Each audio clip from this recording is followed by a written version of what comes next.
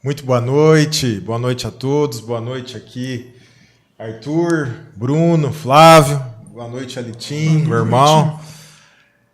Hoje nós temos aqui o primeiro episódio do Veritas Podcast do ano de 2025, um abençoado ano a todos vocês que nos acompanham nessa missão. Temos um convidado. Mais que especial, né? Cada convidado tem o seu glamour, né? E a sua missão aqui. Mas esse, de fato, essa noite promete. Então, fique conosco. Se você ainda não é inscrito no canal Qual a Boa, se inscreva no canal, ative as notificações. É assim que fala, né? Comente. E já vá mandando as suas perguntas também, tá? Faz a apresentação do nosso convidado. É que não tem um texto, né? Mas, assim, a gente gostaria de apresentar o Padre Rodrigo. Padre Rodrigo, querido Padre Rodrigo, vigário na Matriz de São José, na cidade de Orlândia. É um prazer ter o senhor aqui conosco. E o senhor que nos propôs o tema, né? Da maternidade de Maria. Que não foi nem questionado, né? Não foi nem questionado, né? É um tema que gera muita discussão, né? Muita dúvida, não apenas entre nós católicos, né? Mas entre outros irmãos cristãos.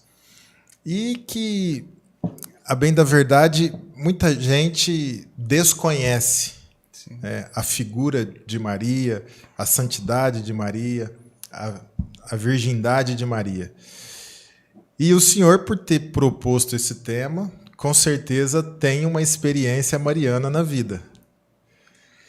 Sim, então, antes de tudo, agradecer, né, a honra de estar aqui com vocês.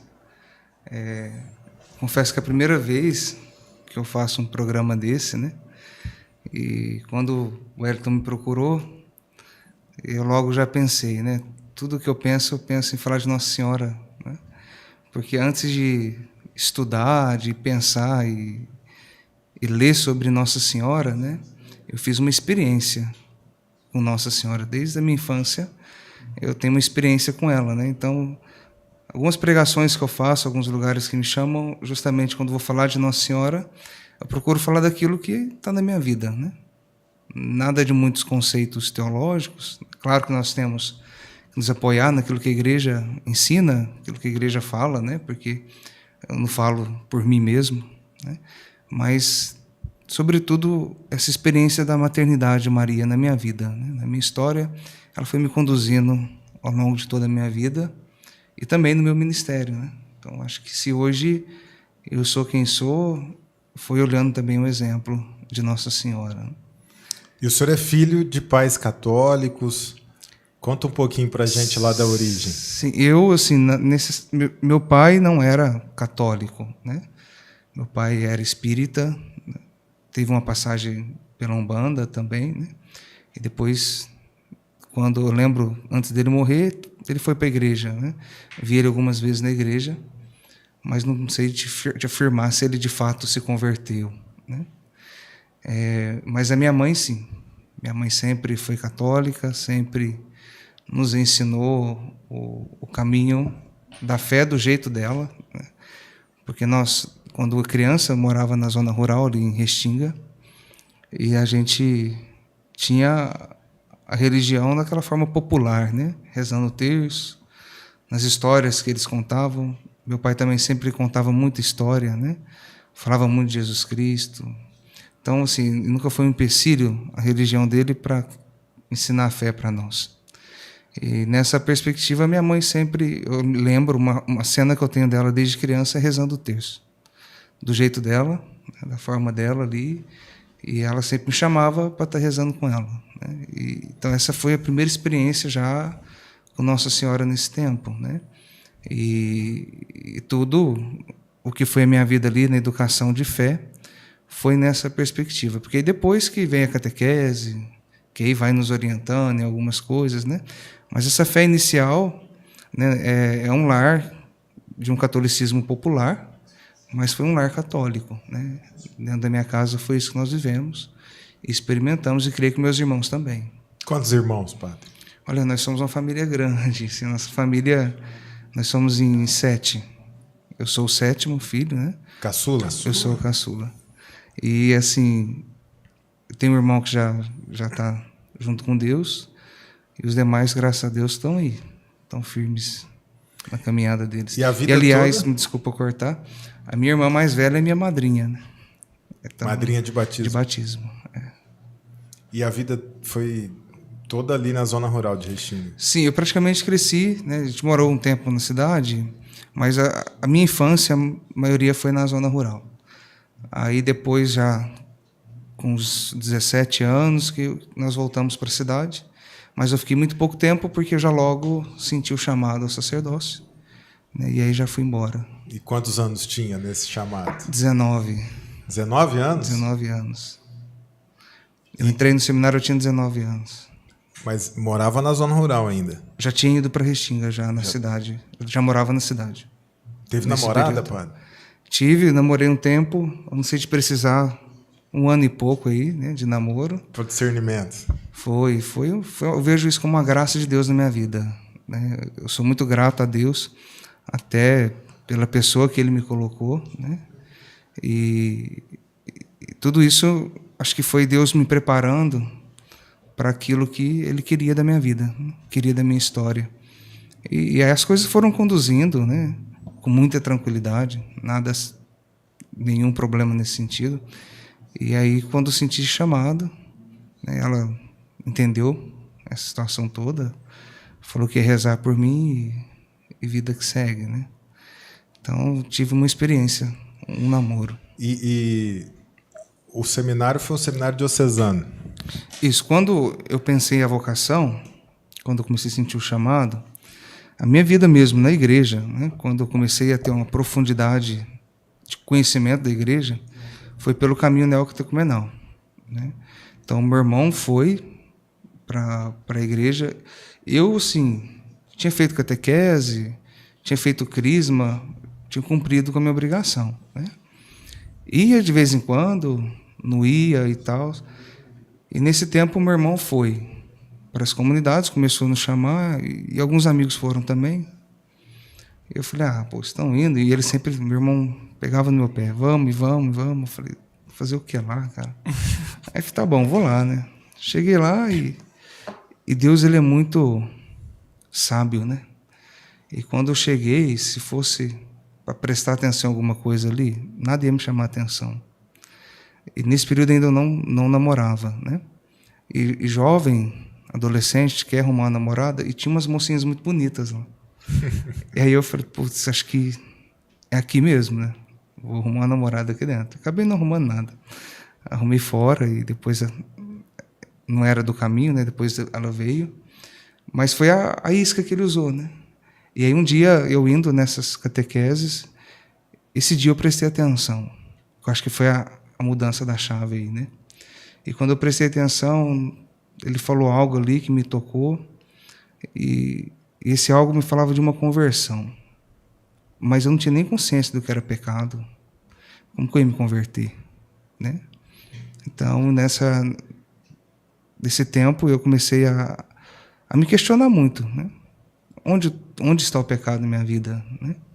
Então, para que me converter se eu não tinha nem consciência do que estava pecando? E aí, quando você vai se aprofundando, né, a palavra de Deus, as coisas vão aparecendo para a gente. E aí eu comecei a perceber, falei, nossa, existem muitos pecados, né?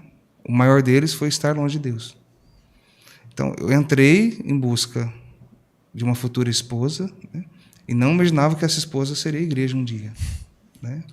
E aí, nessa caminhada toda, eu era muito rebelde, né? Aquele adolescente de que não queria fazer nada, tudo que eles propunham lá dentro do caminho, tem umas atividades que nós temos que fazer, né? E eu, não quero fazer, não queria ler, não queria fazer nada, né? E meu irmão brigava muito comigo em relação a... Brigava no bom sentido, né? Ele sempre me incentivava, assim, tal. E quando eu senti chamado, eu falei, cara, mas eu não gosto de nada aqui, como que eu vou, né? E aí foi como que Deus começou a trabalhar aquilo em mim, né? Então eu vejo assim que Deus foi me moldando. E esse moldar, né? Eu gosto muito de São José Maria Escrivá, também faço parte de um grupo do Opus Dei, né? E São José Maria, ele fala uma coisa interessante, né? Nós precisamos nos deixar moldar pelo útero da igreja, né? E o útero da igreja é a misericórdia.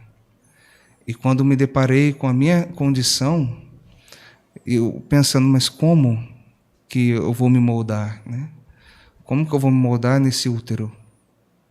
Eu preciso ver uma pessoa, né? Então eu tinha muito essa questão da visão, né? De tocar, então.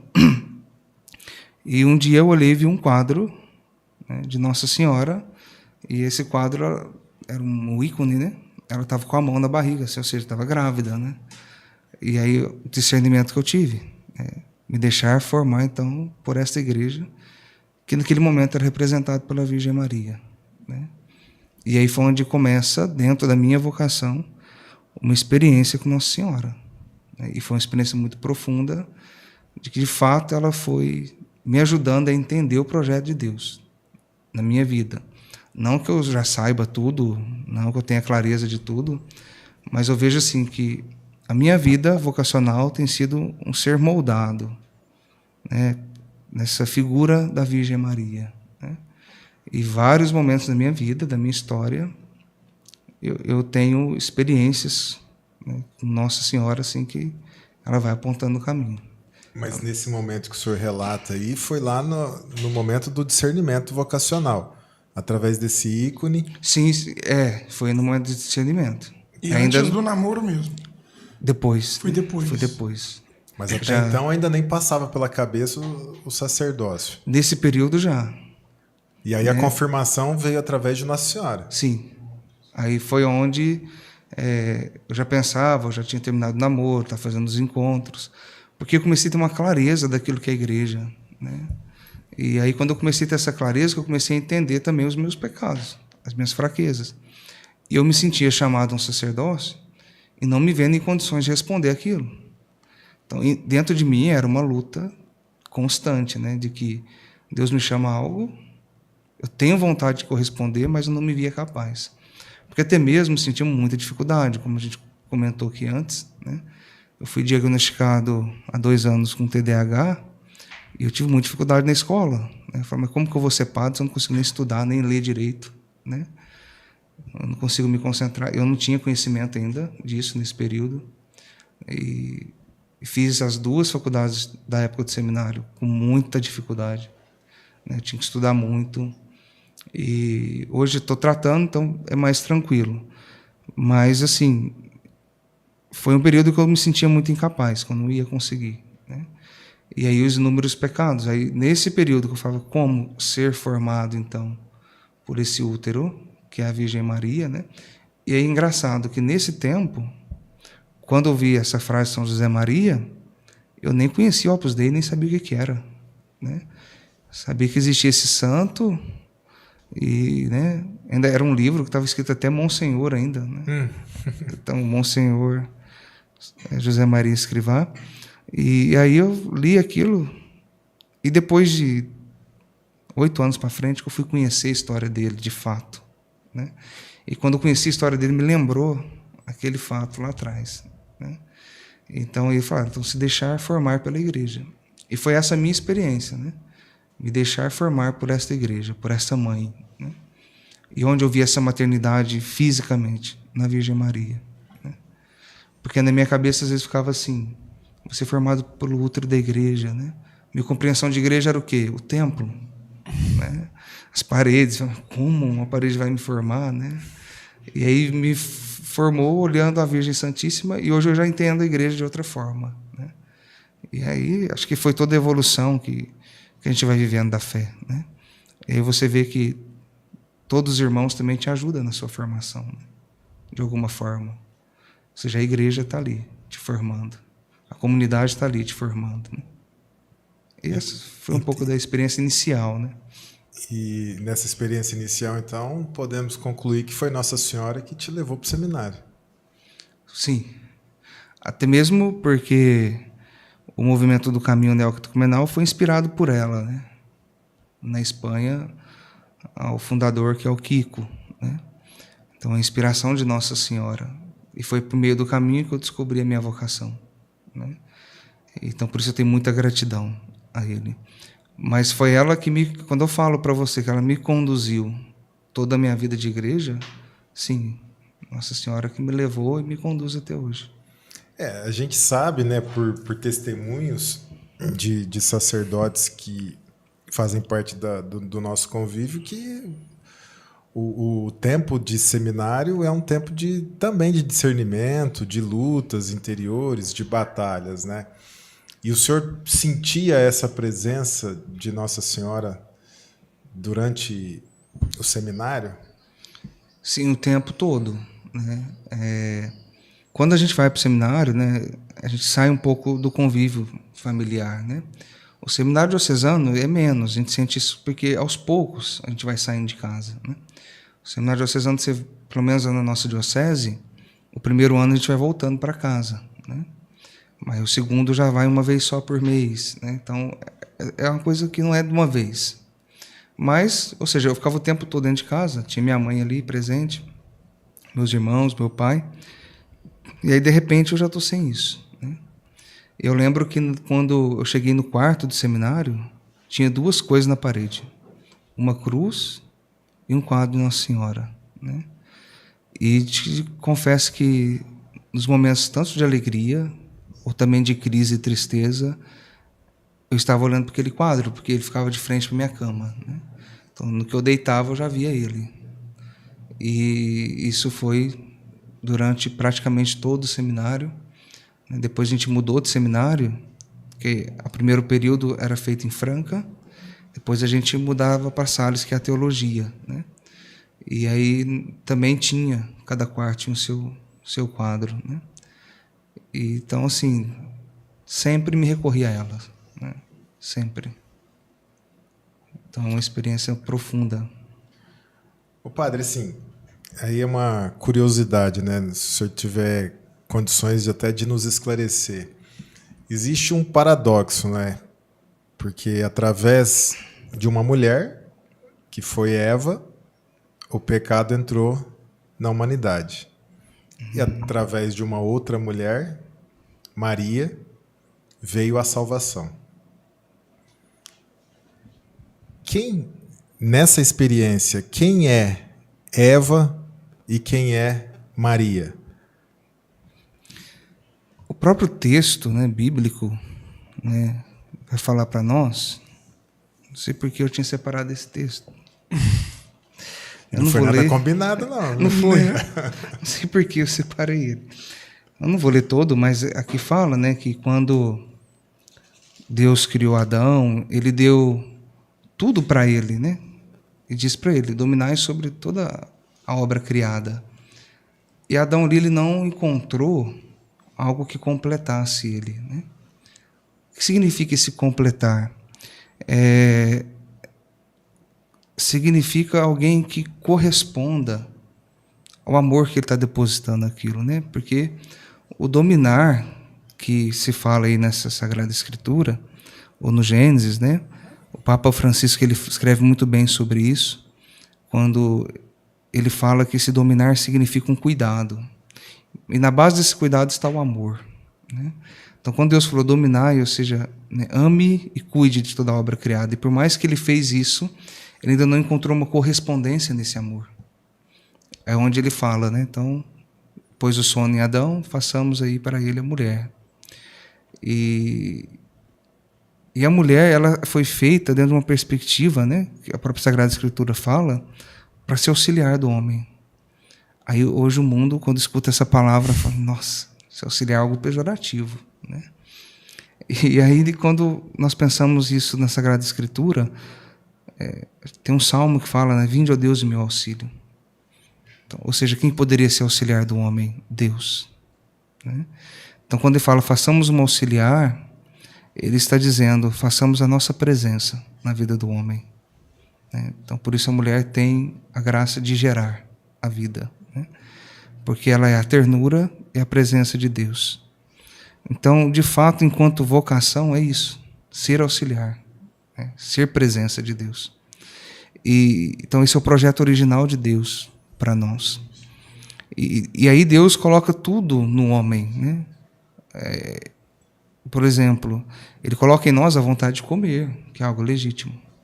Ele coloca em nós os desejos sexuais, que é algo legítimo, né? Por isso Ele dá até uma vocação para nós, crescer e multiplicar. Mas diante de todo esse projeto de Deus, né, que Deus anuncia a Adão, né, onde Ele fala, não comais daquele fruto, daquela árvore, né, ou seja, é o projeto que Deus está propondo para eles de santificação, para que eles entrem em plena comunhão com Deus. Então, tudo isso que nós temos dos nossos desejos é algo legítimo, enquanto graça de Deus na nossa vida, né? Quando colocado dentro do projeto da graça de Deus. O que a serpente faz nesse projeto? Olha aqui onde o demônio vai, né? Então, não é a mulher que é auxiliar do homem, ou seja, a presença de Deus, a ternura de Deus na vida do homem, não é ela que deve gerar a vida, deve educar os filhos, né? É ela que ele ataca, não é Adão, né? Então, ele apresenta uma outra proposta. E uma proposta marcada pela mentira. E Eva, ela entra no diálogo com a serpente. Quando você abre o diálogo, geralmente o diálogo é feito entre amigos, né? Então, ela faz amizade com a serpente. E quando ela faz amizade com a serpente, ela adere ao projeto dela. E para aderir ao projeto da serpente, ela tem que negar o projeto de Deus. E é nessa perspectiva que se cria, então, a inimizade com Deus. E aí vem a pergunta, né, de Deus, onde está? Uma pergunta muito profunda para nós, né? Adão, onde você está, né? E por que pergunta para Adão e não para Eva, né? Onde você está, o que significa? Onde está o teu coração? O que você está amando, né? Porque eu já não sinto mais esse amor. Foi quebrado o elo. Foi quebrado a amizade, né? E aí Adão fala, né? Eu estou com vergonha, né? E por que ele foi em Adão? Porque Adão foi dada uma missão para ele, que era dominar sobre a obra criada. Portanto, o dever dele era cuidar de Eva. Não era permitir que ela caísse. Então Deus, como se tivesse falado para ele, Adão, o que aconteceu? Você falhou?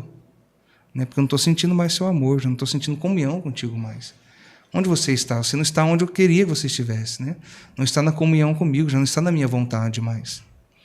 E aí, dentro desse olhar, Adão faz o quê? Eu não tenho culpa de nada. Foi a mulher que era para ser o amor, a sua ternura na minha vida, que comeu do fruto e me deu. E quando Deus procura Eva, Eva também fala, eu não tenho culpa. Foi a serpente, né? Então, nessa proposta de Deus, Deus estava querendo resgatá-los, colocá-los novamente no lugar onde deveriam estar. Mas, né, já estavam tomados e fazendo amizade com a serpente. E aí que vem, né, o trecho até que eu separei, que fala assim, né? Por que fizeste isso, né? Deus fala, porei inimizade entre ti e a mulher, né? E a descendência dessa mulher, a linhagem dela, vai te ferir a cabeça. Então, é interessante perceber quem que é essa mulher. Então, Deus já pensou Maria aqui, né? Porque quando nós falamos, mas essa mulher é Eva, não, é inimizade. Então, Eva já tinha feito amizade com a serpente, né? E aí, ela fala que a descendência dela iria ferir a cabeça da serpente, que ela seria inimiga, né? Então, não era Eva. E como nós temos certeza que é Maria, em dois grandes momentos, em Nosso Senhor Jesus Cristo, quando ele se refere a Maria nas bodas de Caná, mulher. Né? Que mulher que ele está falando? Aquela mãe, se Eva é a mãe de todos os viventes, então Maria é a mãe daquela descendência que vai ferir a cabeça da serpente. Depois do alto da cruz, né? Quando ele olha para ela de novo, diz, mulher, eis aí o teu filho. Né? Então, ou seja, Jesus está dizendo o lugar de Maria dentro da obra da salvação, né? Que é ser mãe, essa maternidade, né? Esse cuidado, esse conduzir. E por quê? Porque ela foi obediente ao projeto de Deus, né? Porque ela foi capaz de amar a Deus. E quando Jesus morre na cruz, ele fala, foi destruído, né, o muro da separação, né? Rasgou-se o véu. Ou seja, a inimizade entre homem e Deus acabou. Por isso, quando Jesus aparece ressuscitado, ele vai dizer: a paz esteja contigo. Ou seja, não existe mais inimizade entre o homem e Deus. Então, aquilo foi quebrado por meio, então, dessa mulher que foi fiel ao projeto de Deus, que foi amiga de Deus o tempo todo, e conduziu e deu para nós uma descendência, que é o próprio Cristo. Não que ela gerou o verbo, mas ao gerar a carne, o Cristo na carne, dá a ele essa carne humana, ela se torna a mãe de Cristo, a mãe do Salvador. E é nessa perspectiva, então, que Maria se torna a nova Eva, a mãe de uma nova humanidade, de um novo povo. Por isso a mãe da igreja. E por que ela é mãe da igreja? Porque Cristo, a igreja é corpo de Cristo. Então, tudo o que Cristo é, a igreja é. E tudo o que a igreja é, Cristo é. Então, Maria é mãe desse corpo. É mãe desse Cristo e mãe de todos nós, que somos esta igreja. Então, a maternidade de Maria nos abre uma perspectiva de uma novidade, de uma nova criação. Porque foram fiéis e obedientes ao projeto de Deus. Então, quando pensamos em Eva e pensamos em Maria, essas duas perspectivas. Aquela que nega todo o projeto de Deus e acolhe o projeto da serpente. E aquela que fala sim por obediência e amor a Deus. E tem a plena comunhão com Deus.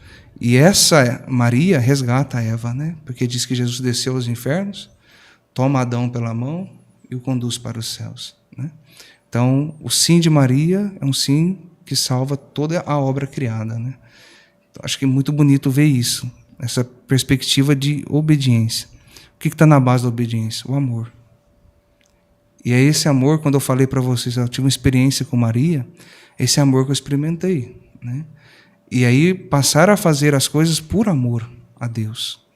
Não é simplesmente, eu quero estudar porque eu quero fazer com que você olhe para mim com um olho de alegria, quero impressionar você.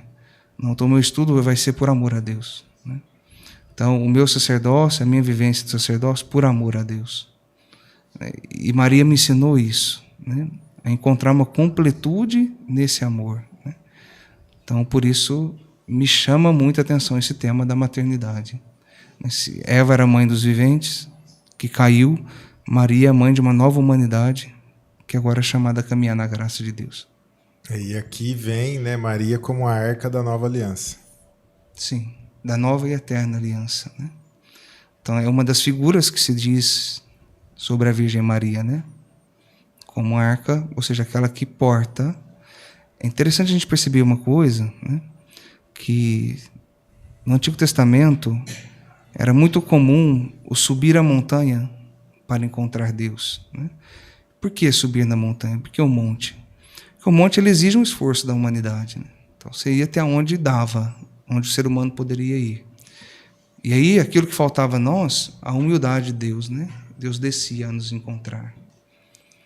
E quando essa humanidade começa a ter uma certa dificuldade de chegar até Deus, Deus vem plenamente ao nosso encontro. Já não precisa mais subir a montanha. Veio por quem? Pela Virgem Santíssima. Pelo sim dela. E Deus se fez presente e um de nós. Muito maior ainda do que Deus estar nos visitando. Essa dimensão do visitar também é muito bonito, Fala quando Deus visitou o seu povo. Visitar significa habitar.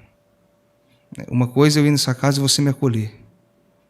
Você me acolhe, você me dá um copo d'água, me oferece um almoço, um jantar, eu vou embora. Agora, habitar, fazer o hóspede, significa trazer para dentro, para a intimidade.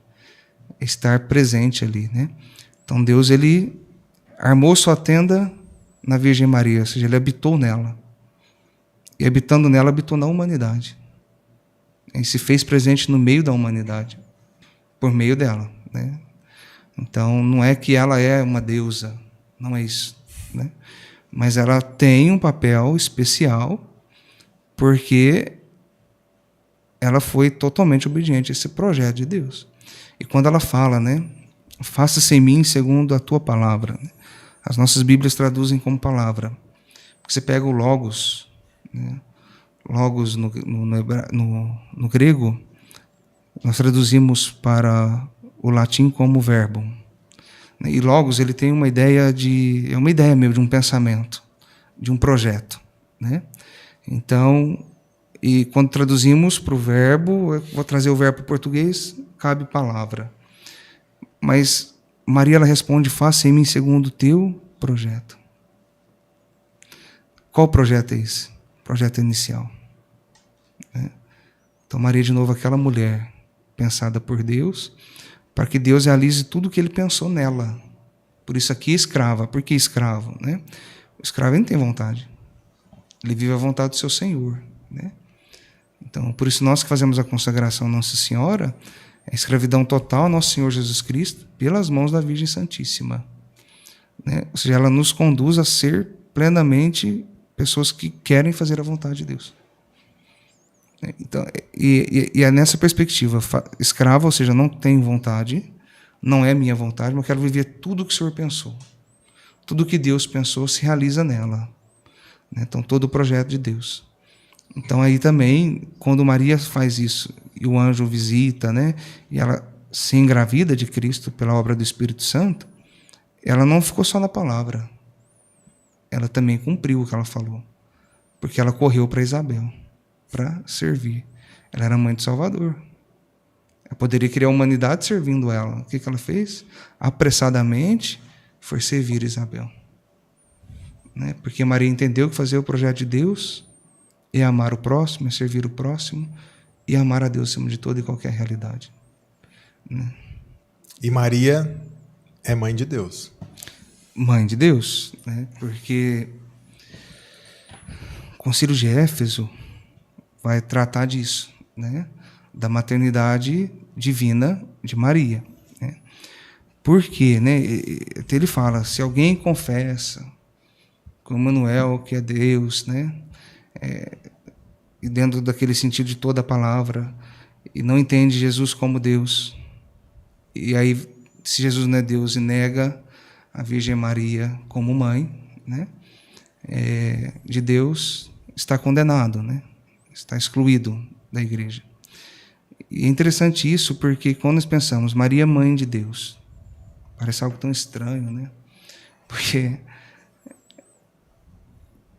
quando nós pensamos Maria, mãe de Deus, né, mãe de Jesus, quando ela dá a carne a ele, né, ou seja, a natureza da Virgem Santíssima é apresentada ali, né? Ela doa tudo que ela tem, né? E ela, quando se torna a mãe de Deus, é nessa perspectiva, porque Cristo, ele é o quê? O Verbo de Deus. E o Verbo de Deus que se encarnou. Ah, Maria gerou o Verbo? Não. Maria não gerou o Verbo, né? Mas ela deu uma carne para esse Verbo. E eu não posso separar a humanidade da divindade de Cristo. É nestorianismo isso. Jesus, ele é totalmente Deus e totalmente homem. E o fato dele ser homem não diminui a sua divindade não diminui a sua humanidade, né? Então, tudo que Cristo faz enquanto ser humano, faz como Deus, faz como ser humano. Isso não acrescenta nada à Trindade, mas acrescenta tudo para nós. Né? Uma graça para nós, para a nossa humanidade. Então, Maria, ela oferece esse corpo. E tudo aquilo que Maria, então, vive é em função disso. Né? O Papa São João Paulo II fala. Né? Então, tudo aquilo que Maria é em função de Cristo. Né? Então, é para a obra redentora de Cristo. É a forma como ela contribui para essa obra. Né? Então, Deus pensou ela virgem, pensou ela imaculada, pensou ela sem pecado, né? Porque Deus não pode tocar o pecado, Deus não pode nascer de algo pecador, né? Então, por isso ele preserva Maria do pecado. Mas ela quis ficar nesse projeto de Deus.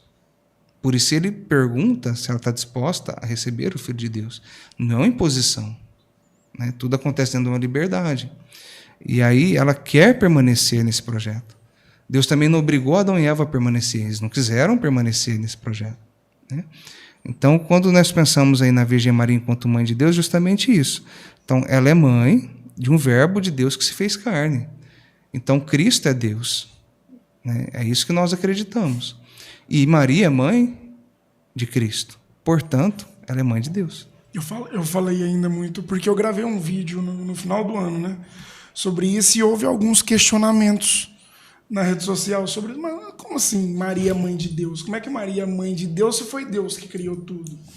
Mas justamente isso, as pessoas começam a praticar o nestorianismo hoje sem saber. Sim. Porque assim, e eu, na academia, eu tive esse questionamento. Eu trabalho na academia, uma pessoa chegou em mim, mas Maria era mãe do Jesus humano que nasceu. Mas aí o Jesus... mas como é que você separa os dois? Então você pode dizer para mim que o Jesus humano peca, então ele pode pecar e o divino não.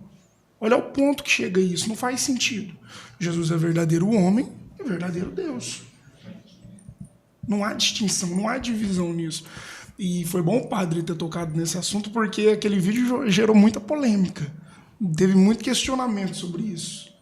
Foi até bom. Mas isso é uma heresia, né? É, nestorianismo. Dividir, né, o Jesus humano e o Jesus divino. Jesus homem e o Jesus Deus.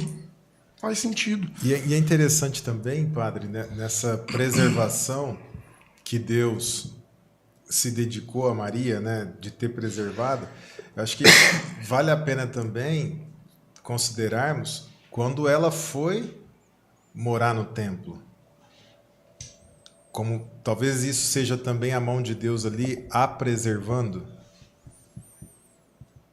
Eu perdi a linha de raciocínio. Ela foi morar no templo. Os pais dela entregaram Maria para morar no templo ainda criança. Né?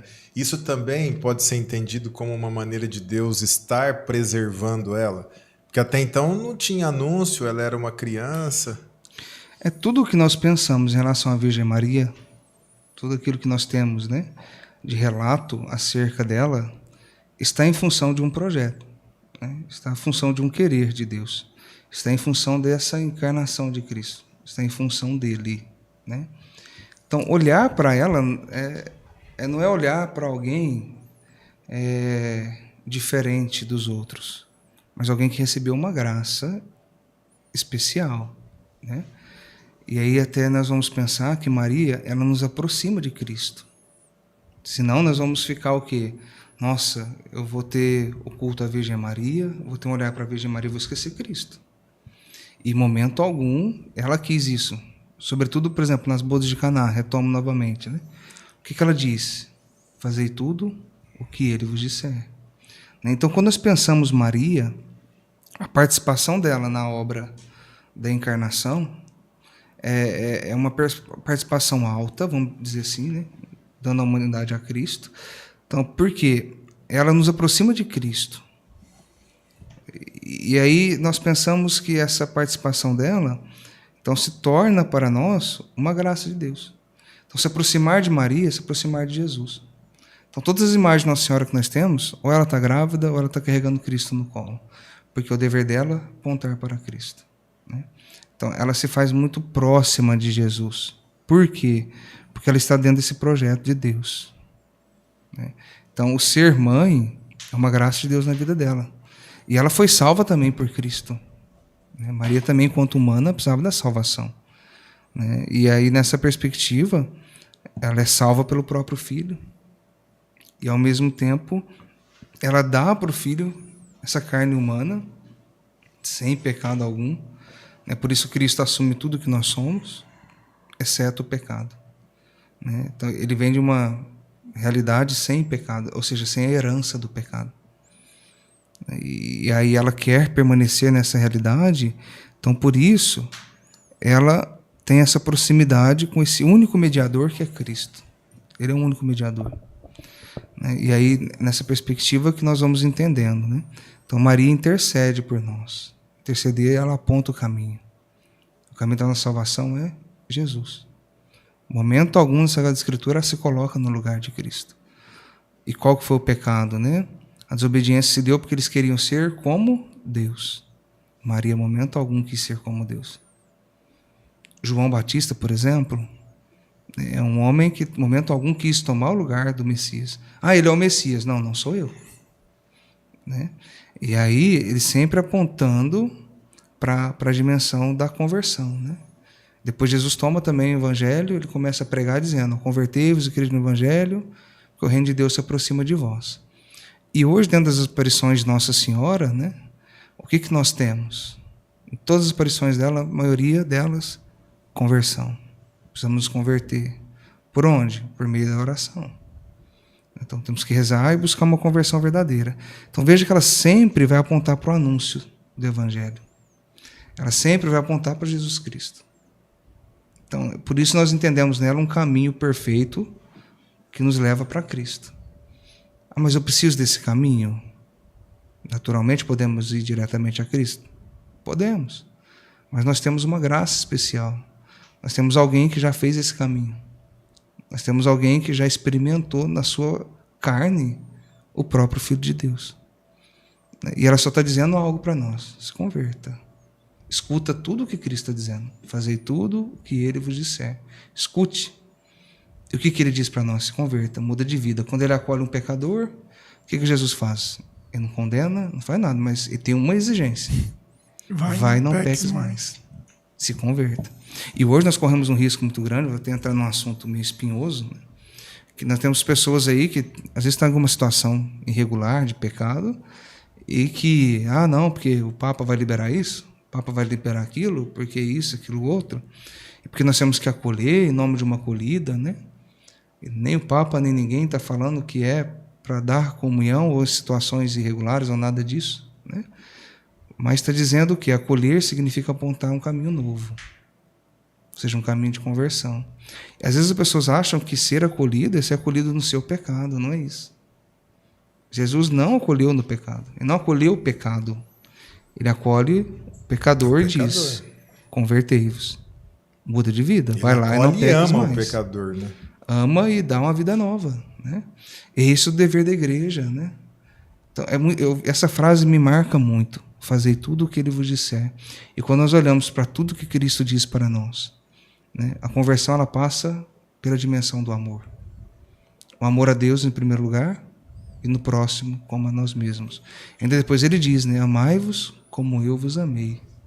É um amor de Cristo tão grande que pela sua igreja, por nós, Ele deu a vida.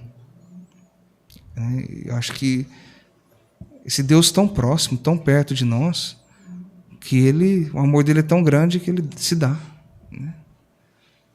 E aí ali está o Verbo de Deus. E diante dele está sua mãe, né? Então, acho que isso me marca muito, né? Então, Maria, ela doa essa carne ao Verbo, que é o Verbo de Deus, que é o Filho de Deus eterno, gerado por Deus na eternidade, e que assume a nossa humanidade, a nossa carne, portanto, Cristo é Deus. Maria se torna a mãe dele e do alto da cruz, mãe de toda a humanidade, né? Bom, gente, esse é só o primeiro episódio do Veritas Podcast do ano de 2025, num tema que desperta muita curiosidade, não apenas para os católicos, mas também para como outros irmãos cristãos que têm curiosidade para conhecer, né, a história de Maria. E se tiver alguma pergunta, algum comentário, mande já a sua pergunta, o seu comentário.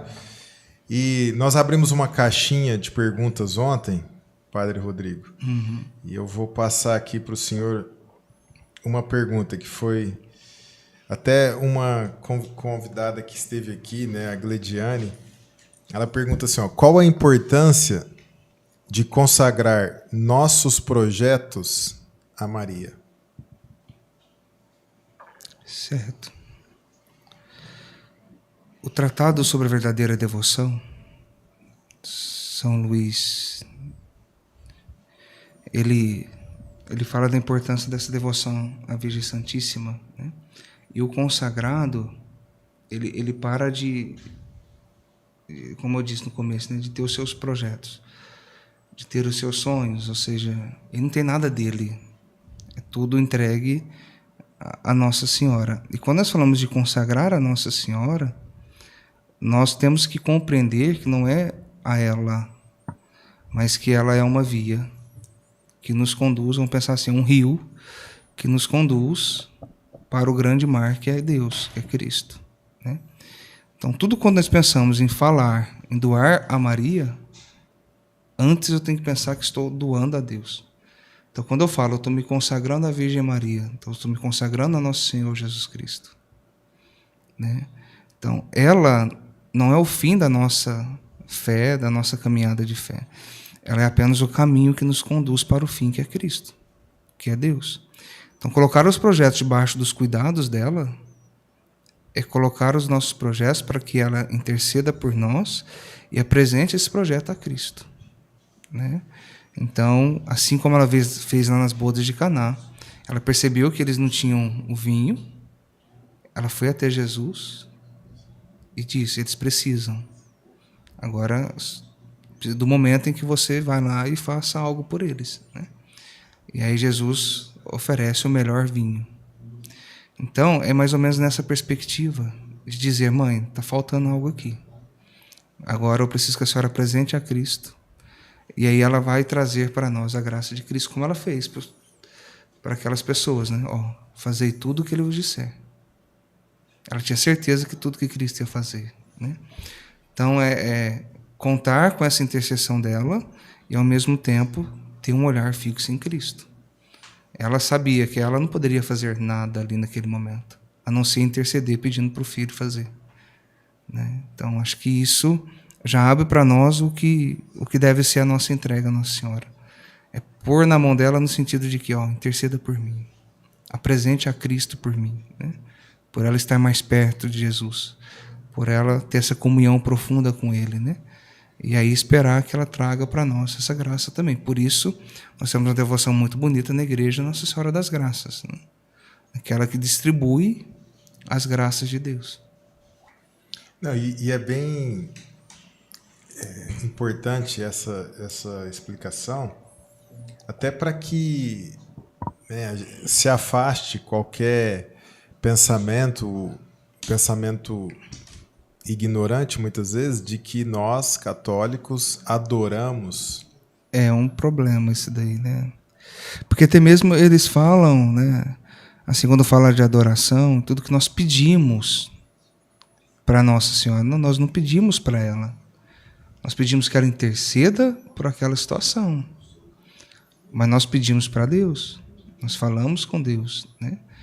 Então, às vezes tem uma visão errada nessa dimensão aí, de que vão colocando Nossa Senhora no lugar de Deus. E não é isso. Ela tem um lugar dela dentro da salvação, que é ser a mãe de Deus, né? E ela contribui com a sua humanidade nessa realidade, mas ela não quer assumir o lugar de Deus, né? Então, quando nós pedimos a intercessão, nós não estamos pedindo para que ela realize. Até mesmo pode ser que realize, no sentido de que não podemos negar também aquela passagem da Bíblia que vai dizer, né? Aquele que tiver fé vai fazer obras maiores do que essa, né? Então, também existe essa passagem bíblica que fala isso para nós. Mas enquanto fé é aquilo que nós acreditamos, ela é aquela que intercede, aquela que reza por nós, né? Porque, por exemplo, eu posso interceder por você, posso rezar, posso te dar uma bênção aqui, um amigo seu, cristão, pode fazer isso, muito mais Nossa Senhora, né? Que está próxima de Cristo, que está dentro de um projeto de Deus, né?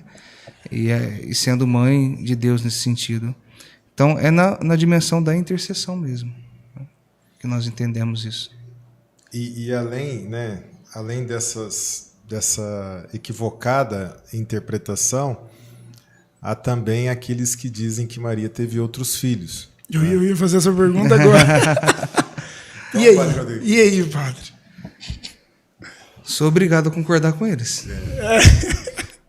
Eu também concordo. Né? E me entendam bem, né? Porque depois o povo vai falar que eu estou falando que Maria teve outros filhos. A maternidade de Maria, ela não dá só na dimensão material, né? Tem a maternidade espiritual. E o próprio Jesus falou dessa maternidade dela, que ela teve outros filhos. E teve mesmo. Graças a Deus que teve, né? Tem 3 aqui, né? Oh, glória. Então, eu vejo que quando Jesus do alto da cruz diz, né, para João: eis aí a tua mãe, eis aí o teu filho, né? Então, Maria, ela se torna mãe de todos aqueles que se tornam ali sob o cuidado de Cristo, né? Então, ela é mãe de uma humanidade, de uma nova humanidade.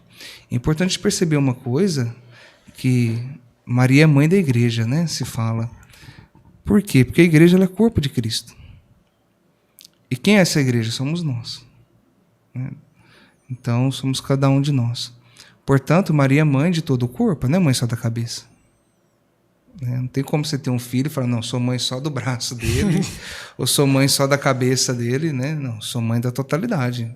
Você é pai de seus filhos na totalidade, né? Então, nessa perspectiva, Maria então é mãe de todo o corpo, de toda a igreja. Então, todos os membros da igreja batizados são filhos de Maria. Portanto, Maria teve outros filhos. E terão muitos outros. E assim, que fique claro, né? Nunca teve nenhum outro filho biológico. Sim, né? espiritualmente falando, foi dada por nós, né? Sim. Como nossa mãe. E nós somos, esse corpo de Cristo, somos filhos de Maria. Padre, no início aqui do nosso bate-papo, de uma forma muito profunda e muito sobrenatural, o senhor colocou aqui a figura da mulher. Né? E para as mulheres, né? Mulheres, principalmente as mulheres católicas,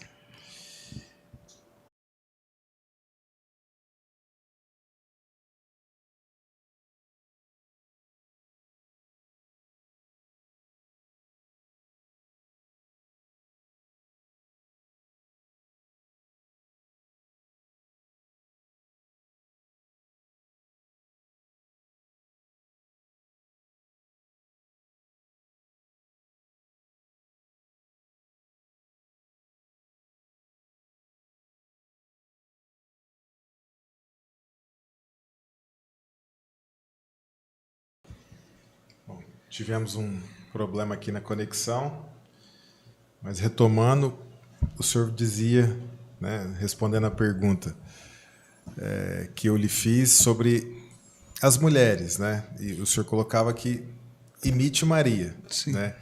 E o crescimento nessas virtudes?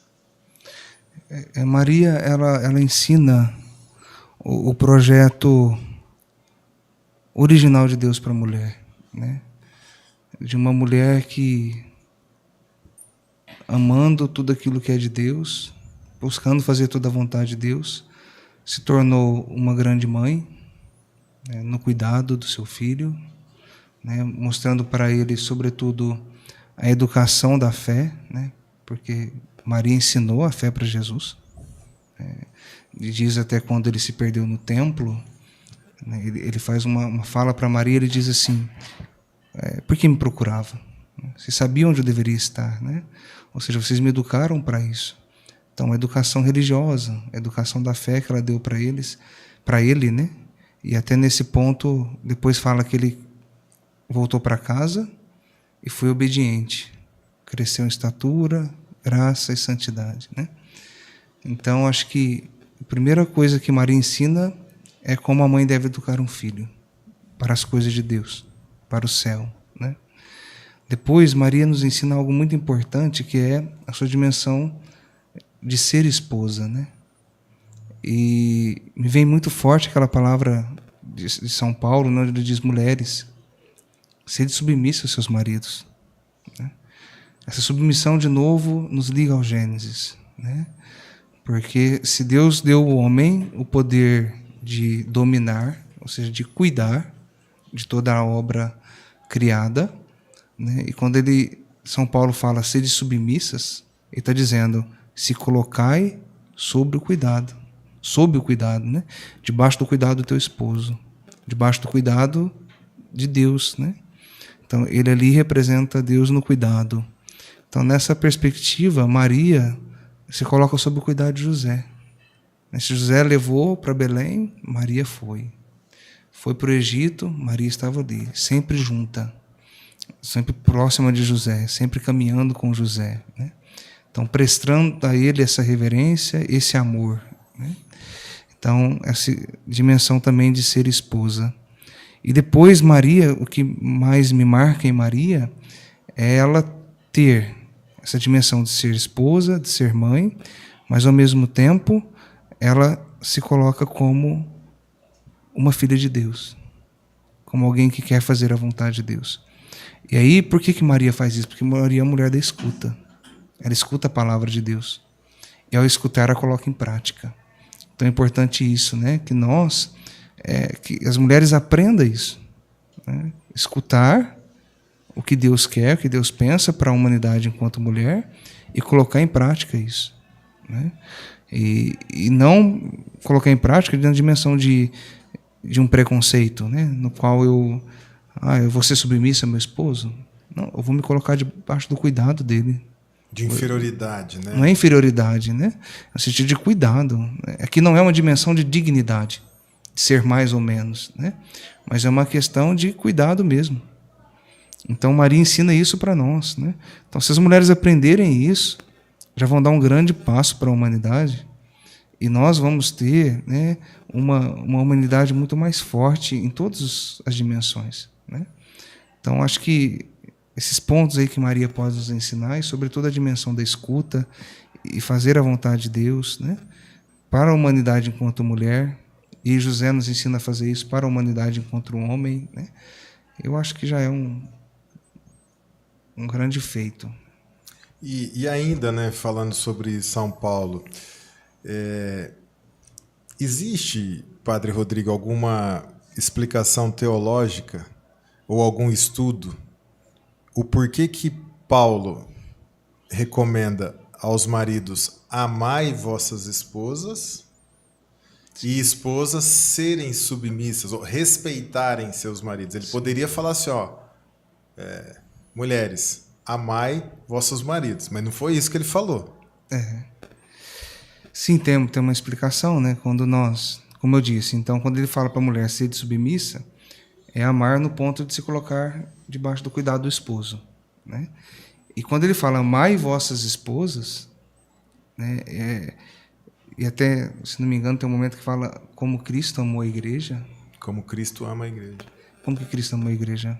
Morrendo por ela. Se entregando por ela. Né? Então, amar nessa perspectiva, de novo voltamos no Gênesis, que é o quê? Cuidar. A dimensão daquela dominação, de novo, que é o cuidado, né? De estar ali para cuidar ao ponto de dar vida para que ela viva, para que ela seja feliz, para que ela cumpra com a missão dela e ele cumpra com a dele nessa perspectiva.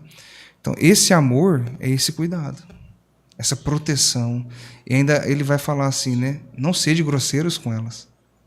Né? Então, ou seja, tratar... A mulher tem muito disso, né? De ser amada, de ser cuidada, de ser protegida. Né? Então, que o homem faça isso. Ou seja, cada um cumpra com aquilo pelo qual foi feito. É isso que Paulo está dizendo, né? A mulher deixa ser cuidada e cumpre o papel dela de ser a presença de Deus na vida do homem, e o homem tem o dever de cuidar e tem o dever de dar a vida para cuidar da sua esposa e dar a vida para ela e cuidar dela e proteger ela. Então São Paulo está dizendo para que ambos, né, a humanidade enquanto homem, enquanto mulher, cumpra o projeto que Deus pensou para eles. Muito bem. O padre, fala um pouquinho para a gente sobre a Imaculada, essa características, né, essa virtude de Maria ser imaculada. Sim, até já falei um pouco, né? Imaculada Conceição está em virtude daquilo que de fato Jesus é, né? Ser Deus. Conversava isso com um padre amigo, né? Moramos junto, o Padre Luiz, e ele até me falou algo interessante, né? Claro, assim, que não é nada, que até mandar um abraço para ele. Padre Luiz foi aquele que eu conheci? Foi. Um abraço, Padre Luiz. Um abraço para ele lá. Gente boa. O problema é que ele é palmeirense, né? Mas, felizmente... Ninguém é perfeito. Né? Fazer o quê? E ele falava algo muito interessante, me chamou a atenção sobre a Imaculada Conceição de Maria, né? Tudo aquilo que Deus iria passar para vir à humanidade, para se tornar homem, tinha que ser santo, tinha que ser imaculado, né? Porque não pode haver uma sombra de pecado em Deus. Então, quando fala da Imaculada Conceição de Maria, ou seja, Deus preparou ela desde a sua concepção para que nela não houvesse pecado, para que Deus não se sujasse com o nosso pecado, né? Não tocasse o nosso pecado, não nascesse dessa realidade pecaminosa. Ele ainda usou um termo e falou assim, padre, se ele nascesse de uma árvore, essa árvore seria imaculada. E eu parei para pensar, verdade, né? Então, dentro dessa perspectiva, essa Imaculada Conceição de Maria se dá em virtude do nascimento de Cristo, né? Que é Deus que veio habitar no meio de nós. E aí ela é preservada por uma graça especial, então, ou seja, ela foi encontrada, ela foi salva nessa perspectiva e preservada em virtude de nosso Senhor Jesus Cristo. Então, tudo em Maria converge para Cristo. Nós não podemos esquecer isso. Nós, católicos, não podemos esquecer que tudo nela aponta para Jesus. Assim, à medida que o senhor faz esse esclarecimento, o que me vem à mente aqui é o rosário, é o terço, né? Que às vezes quem não sabe ou não conhece o terço entende que é simplesmente várias repetições de Ave Maria, mas não tem a consciência de que o terço ele é totalmente cristocêntrico, né? Sim. E essas meditações que fazemos através de Maria é sobre a própria vida de Jesus. É um olhar, o terço, né, todos os mistérios do terço são os mistérios da vida de Cristo. Desde a sua concepção até a morte e ressurreição, né? Então, todos os mistérios nós passamos e tocamos a vida de Jesus. Então, é um olhar para esses mistérios através da Virgem Santíssima, né? Então, como Maria olhou para Cristo, né? E diz ali, quando ela perdeu Jesus no templo, ela encontrou Jesus no templo, melhor dizendo, que ela se admirava pelas coisas que Cristo falava, né? Então, o terço deve nos ensinar e ajudar a nos admirar. Sabe aquela paixão mesmo? Né? No sentido de que quando você olha para aquela situação e aquilo te faz sentir algo assim, te falta, parece que tem umas borboletas voando dentro do peito, no estômago, né? Então, eu acho que quando nós olhamos o terço é isso. Quando eu olho para Maria, eu vejo isso nela, né? Admirada por Cristo. Isso é tão forte nela e sustentou ela no momento da cruz. No momento algum, Maria olhou para Cristo e falou, não, para com isso, desce. Não, ela esteve ali firme, né? O silêncio dela foi o sim dela para aquele momento, né? Então, acho que quando nós olhamos para cada momento da vida de Cristo, nós percebemos a ação e como Maria contribuiu para aquele momento, né? Então, cada momento ela contribuiu. Cada instante ela esteve presente, desde o nascimento até a morte e ressurreição de nosso Senhor, né? E depois, quando ela é assunta aos céus, também participa dessa glória no reino dos céus, né? Então, ou seja, toda a vida de Cristo foi marcada pela presença da Virgem Santíssima. E o senhor tocou num ponto também que merece uma explicação teológica. O que vem a ser a ascensão e a assunção? A ascensão é o elevar-se, né? Então, Cristo, ele ascendeu, então ele subiu, né? Por ser Deus, então ele sobe aos céus. A assunção é ser levado, né? Então Maria, na sua dormição, ela é levada de corpo e alma, segundo a tradição da Igreja. Acho importante ter muito claro isso, né? Que a Igreja Católica ela tem como fonte de revelação tanto a Sagrada Escritura como a própria tradição. Por que ela tem isso? O próprio Evangelho de João já nos dá uma dica em relação a isso. Quando ele termina o Evangelho, ele diz: existem muitas outras coisas que não foram escritas aqui, porque se fosse escrever, dariam muitos livros. Mas isso que eu escrevi foi escrito para que todos possam crer. Ou seja, ele já dá uma dica que existe também uma tradição que vai ser passada de tempos em tempos, né? Então, não podemos romper com a tradição da Igreja. Então, nessa perspectiva, então nós acreditamos que Maria ela está, né, elevada aos céus de corpo e alma, ou seja, o único ser humano ressuscitado. Já participa plenamente da glória de Deus, né? Então, quando nós falamos de uma assunção, é isso, ela foi elevada, né? Ou seja, ela não faz por si. Veja quanto Maria, é bonito isso nela, né? Faz nada por si, ela deixa Deus fazer nela, né? O que me encanta em Maria é isso.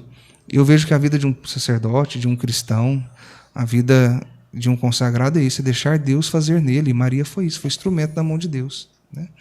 E aí ela deixou com que Deus fizesse nela até esse momento, né? Ela foi elevada aos céus. Então ela não subiu por si só. Ela não pegou e disse: dá licença, meu filho que está aí, tô entrando. Não é assim não. Ou seja, até nisso ela entrou na vontade de Deus. E na humildade, né? Sempre. Uma humildade profunda, né? Em momento algum ela usou o fato de ser a mãe de Deus para benefício próprio. O benefício próprio dela foi o quê? Fazer a vontade de Deus. Ela já recebeu os méritos de tudo isso e para ela estava satisfeita. E às vezes nós corremos um risco de... Eu falo por mim mesmo. Às vezes eu sou padre, estou no lugar... Povo, padre, vamos passar por aqui, né? Vamos cortar a fila. E quantas vezes a gente aceita, né? Então Maria nem isso ela fez em momento algum, né? Você vê que quando vai para o túmulo, ela ficou em casa. Por que ela fica? Ela tinha certeza de tudo que Deus prometeu para ela. E às vezes nós caímos na fé porque nós esquecemos as promessas de Deus na nossa vida. E eu vejo, quando eu falava que Maria tocou muito minha vida no sacerdócio, é isso. É acreditar em tudo aquilo que Deus me prometeu. E no momento de tristeza, eu falo: não, peraí, Deus me prometeu algo diferente. A vida eterna. E Maria, o silêncio dela era nesse sentido. Ou seja, que ela já tinha certeza de tudo. Por isso ela não precisou de ir lá no túmulo perceber que Jesus estava ressuscitado. Ela esperou em casa. Ela esperou o tempo de Deus, né? Então isso me encanta, pensar Maria nessa perspectiva, né? Essa humildade dela, né? De sou apenas a escrava do Senhor.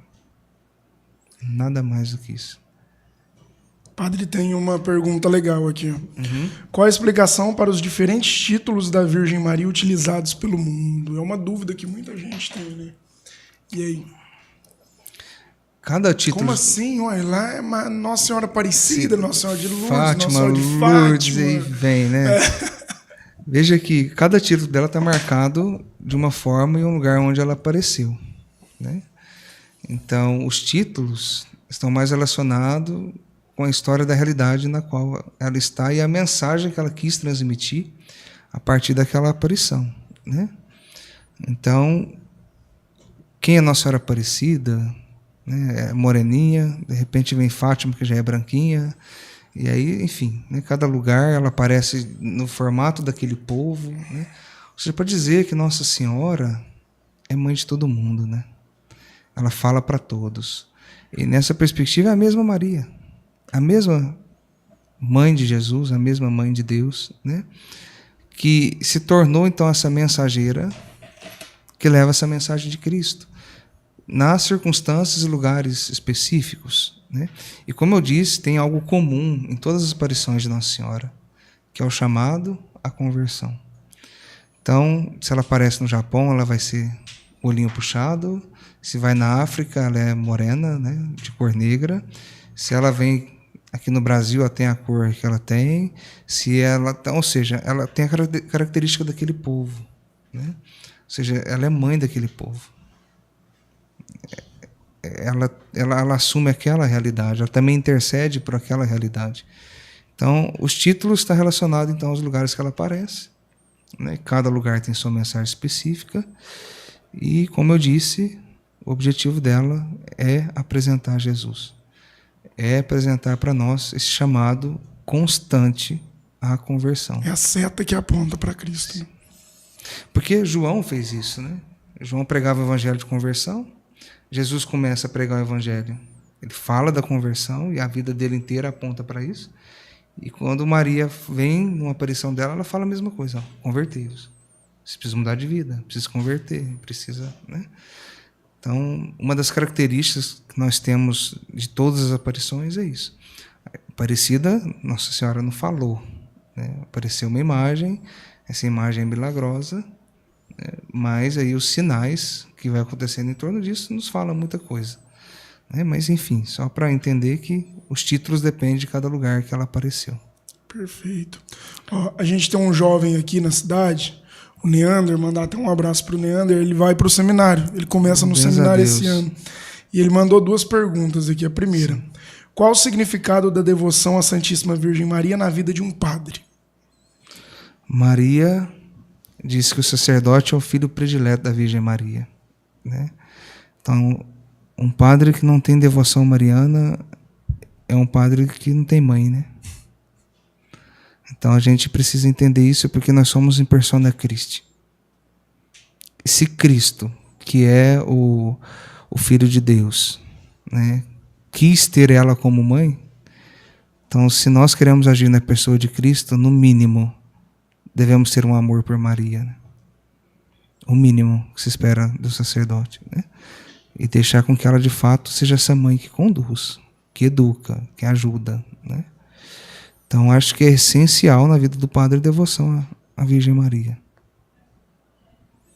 A segunda do Neander aqui, ó. O que você diria para um jovem que está prestes a entrar no seminário sobre a devoção à Virgem Maria? Acho que eu já até respondi, né? Eu acho que assim, o que nós precisamos tirar da vida dela, né, para nós enquanto padres, é aquilo que você mesmo falou, humildade.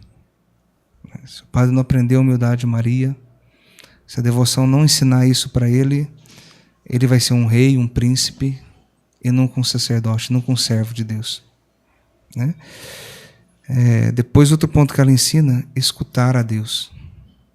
Se nós, sacerdotes, não escutamos a Deus, nós vamos começar a pregar aquilo que nós achamos, né? E é muito triste quando nós começamos a homilia dizendo: eu acho que... Não, eu não acho nada. Eu estou ali para pregar aquilo que a igreja me ensina, e a igreja me ensinou a pregar o evangelho, né? Então, nós temos que estar sempre atentos a essa escuta. Então, Maria é a mulher da escuta. Terceiro ponto, fé. Maria foi uma mulher de tremenda fé. E nós não podemos, né, com o estudo da filosofia, com o estudo da teologia, se nós não temos aquela humildade de Maria, nós vamos fazendo o quê? Deixa a fé de lado aqui. A hora que a minha teologia falhar, eu busco ela. Não, a teologia, como não lembro o santo que fala, mas tem que ser feito com a Bíblia na mão e os joelhos no chão, né? Então, é ter essa fé clara naquilo que nós sabíamos, que nós acreditamos, né? E, por fim, esperança. Eu acho que Maria é essa mulher da esperança. Como eu disse, volto de novo aquele momento que ela esperou e não correu ao túmulo, né? Maria teve esperança quando viu Jesus morrer na cruz. Esperança na ressurreição. Então, o que fez ela lutar? E ali deixar que aquela espada transpassasse seu peito e não pedir uma trégua. A esperança na vida eterna. A esperança na promessa de Deus. E se nós padres não tivermos isso, e aí um vocacionado, um seminarista, cara, vamos viver momentos muito difíceis. A vida do seminário não é uma vida fácil. Não é uma vida que... menos a vida no sacerdócio. Depois. Pior ainda.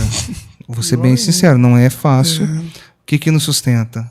É saber que nós estamos aqui para cumprir um projeto que nos leva, não só eu, mas a humanidade toda, a Deus, ao reino dos céus. Senão não tem sentido ser padre. Não tem sentido abandonar tudo, né? E Maria é isso, ela abandona tudo para ser toda de Deus. Eu acho que o papel do padre é isso, abandonar tudo para ser tudo de Deus. É por isso a veste nossa, né? Como você falou, a batina é morrer para o mundo, né? Então acho que isso tem que estar... Acho que é a importância de Maria na vida de um vocacionado, de um seminarista e depois de um sacerdote. Você está com uma batina bem bonita, né, padre? Então, assim, já para explicar também sobre os botões, vamos aproveitar, porque tem gente que não conhece. O sentido dela, né? Isso. A batina é a veste clerical, né? Ou seja, a veste do clérigo. Quem é o clérigo? A partir do momento da ordenação diaconal, né, até o bispo, aí é o clérigo. E ela é a veste oficial. É obrigatório o uso? Não, depois do Concílio Vaticano II, né, não houve obrigatoriedade do uso da veste clerical. Foi permitido o uso do clésima, né, que é a camisa que nós usamos por baixo. O clésima é essa parte branca que nós usamos aqui, né? E Enfim, é só para entender. Então, é a roupa habitual, né? Ou seja, o hábito do sacerdote. E ela tem um significado. O preto, justamente, é essa morte para o mundo, né? E aí, o colarinho branco, ele expressa aquilo que é a abertura para Deus, o falar das coisas de Deus, né? E aí, depois, nós temos, né, a batina, o estilo, não é vestido, né? Como é o nome disso? De túnica, né? Comprida. Significa o apostolado, né? Os apóstolos, né? Era a roupa que ele usava naquele tempo.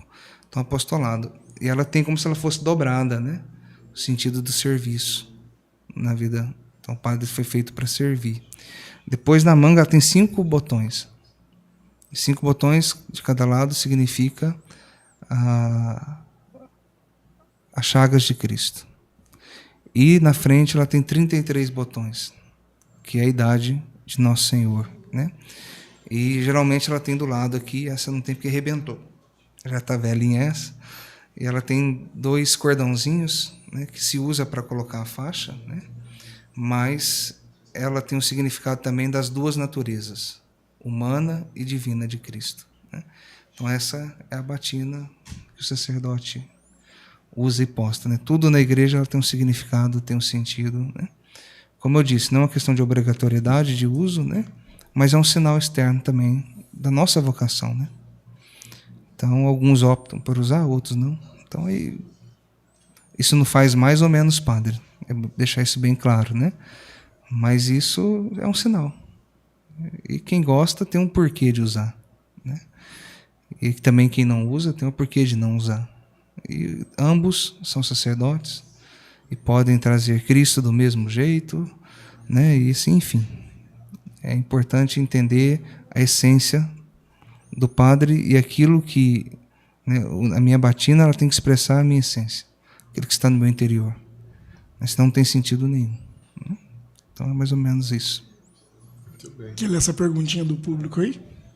Pode ler, hein? Padre, ó, pergunta do público. Maria é capaz de fazer milagres? Se a gente for levar naquela perspectiva que eu falei, né, que o próprio Jesus falou, aquele que tiver uma fé que seja menor do que um grão de mostarda pode fazer coisas maiores do que essas que eu faço, né? Isso é uma promessa que foi dada por Cristo e nós podemos entender que quem tem fé pode fazer, qualquer um de nós, né? E aí, porém, pensando numa dimensão aí mais teológica, Maria, como eu já disse aqui, ela é um canal da graça de Deus. Então, ao mesmo tempo que ela leva as nossas intenções intercedendo para Deus, ela também pode trazer essa graça de Deus para nós. Ela realiza? Ela não tem poder para isso. Porque quem tem poder de criar e fazer é Deus. Mas ela só se torna esse canal de intercessão e de distribuição da graça de Deus, né? Então, quem faz através dela, como eu disse para vocês, né? Então, Maria, ela deixa Deus fazer nela. Então, assim como eu ou qualquer um de vocês pode ser esse instrumento na mão de Deus, né? Então, Deus faz através dela. Não é ela que faz, mas Deus faz através dela. Seria talvez a melhor resposta, né, dentro dessa pergunta. Então, ela é apenas um instrumento. Então, Deus faz por ela. Deus faz através dela. Padre Rodrigo, no cenáculo em Jerusalém, qual foi o papel de Maria ali?